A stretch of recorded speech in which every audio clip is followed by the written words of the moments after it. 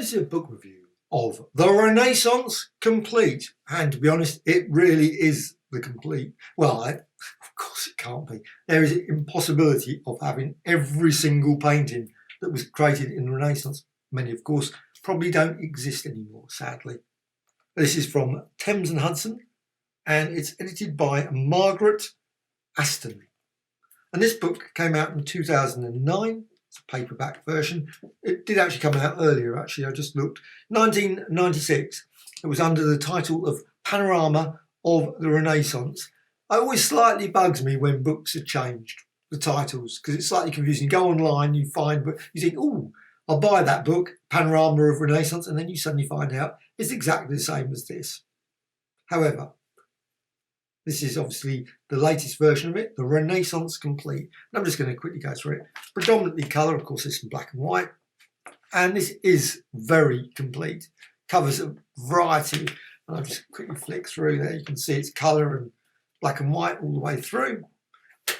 Very good paper. And I'm just going to open. Now, that's as much as I think spine's going to handle opening there. Just see there. Just lift it up so you can see it. There's the spine there.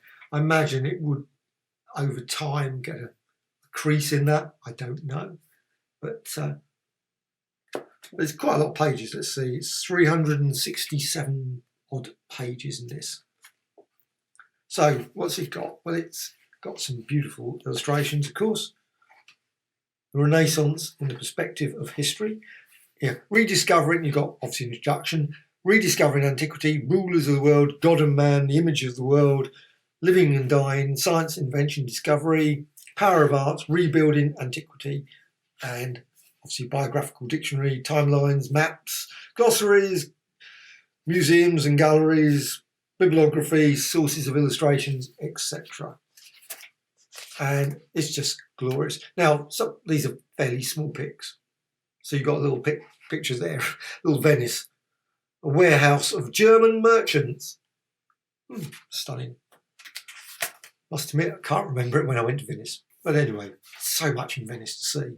When there's places where you just walk around, obviously, have to endlessly spend time going over the various, and you miss so much. And this is, of course, one of the great things about these sort of books, because you think, I must remember to go and see that when I go to places. And I just think that this is stunning. Sadly, of course, that quite often, one criticism I always have of all these books is that you really have to struggle to find, not all, sometimes it obviously says in the church of St. Francesco at Rimini, it does tell you, but there's quite a lot here. It's got Pietro Bembo, poet, scholar, later cardinal by Raphael. Doesn't say where it comes from. So, I mean, obviously you can go and look online. That's obviously the best thing. Obviously do a search and you can find out which museum, art gallery, maybe somewhere in Florence, could be anywhere, of course. And another one. So there's a lot of things. I always love it when they put a little bit of a quick little where it is, because then, of course, you can go and see it at some point. The School of Athens. Well, I think we all know where that one is. So that's just stunning. Plato and Hermes, you've got Hercules there, Venus, so it's actually got broken down by all the various spell of antique, collectors and collections, the rulers of the world. You've obviously got the popes, you've got the Holy Roman Empire, you've got the monarchs, you've got the rulers of Italy, of course, got the Medicis, palaces and palazios. You've got, I mean, of course, there's vast amounts. So there's no way that this book could ever include a volume of book would have to include just those alone would fill an entire book this size.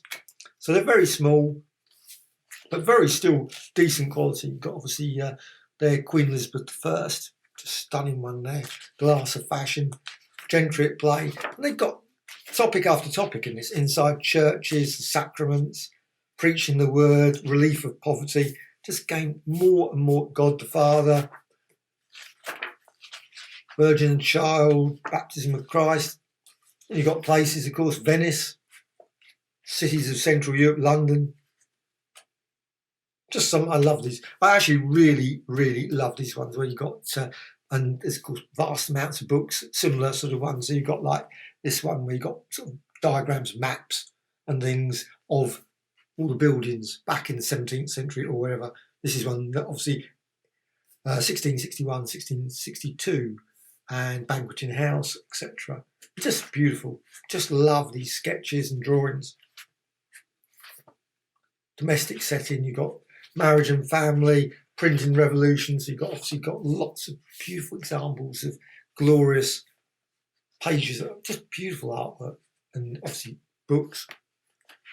The measure of music, so you've got some beautiful music books there. And it's always depressing when you look at these things, you think, because a lot of these things, of course, one good thing nowadays, of course, is a lot of this stuff has become more available online, so you can at least look and flick through it. But of course, to actually get copies of these things, virtually impossible. Probably very hard, unless you're willing to go over to Italy and go to the libraries and all those sorts of things. I don't even know if you could even get access then. I don't. Obviously, unless you're a top-ranking historian, maybe.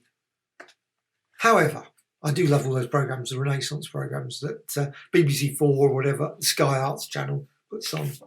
You've got here loads of places that I remember walking by, of course, Bodleian Library.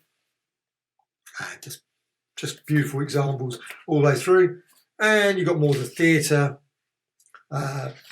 biographical dictionary at the back, a number of artists, obviously, and other people. Francis Drake, I'm not certain Francis Drake ever painted. He might have done. I'm not going to say he was an artist or not. However, he is included in this back of this book. The Medici family obviously got a section there, some photos of, obviously not real photos of various casts and things. That'd be really weird, wouldn't it? Some photos. Yeah. So you got, yeah, that's a pretty good timeline of Renaissance and bibliography at the back.